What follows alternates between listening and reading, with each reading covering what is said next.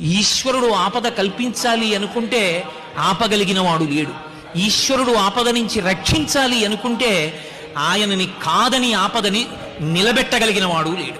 మీరు అందుకే ఒక ప్రధానమైన గంభీరమైన సారవంతమైన విషయాన్ని గమనించాలి. సనాతన ధర్మమునందు కష్టపెట్టడానికి ఒకడు, రక్షించడానికి ఒకడు ఉండరు. భయపెట్టినా పరమేశ్వరుడే భయపెడతాడు, భయం నుంచి ఉద్ధరించినా పరమేశ్వరుడే ఉద్ధరిస్తాడు.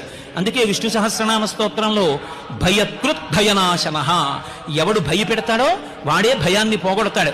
అందుకే రుద్రాభిషేకం చేస్తే మొట్టమొదట ప్రారంభమే నమస్తే రుద్రమన్యవ ఉతోత ఇషవే నమః, నమస్తే అస్తు ధన్వనే బాహుభ్యాముతతే నమః అంటూ మొదలవుతుంది. ఈశ్వర, మేమేదో పాపం చేశాం, అంత కోపంగా ధనస్సు బాణాలు పట్టుకుని మా వంక చూస్తున్నారేంటి? పిల్లలం, దోషం చేశాం, ఆ ధనస్సు పక్కన పెట్టేయండి, ఆ కోపం పక్కన పెట్టేయండి, ఆ బాణాలు పక్కన పెట్టేయండి, మీరు మా పట్ల ప్రశాంతమైనటువంటి చిత్తము కలిగిన వారు కండి అని చల్లబడమని అభిషేకం ప్రారంభం అవుతుంది. ఈశ్వరుడే పాపానికి ఫలితమిస్తాడు.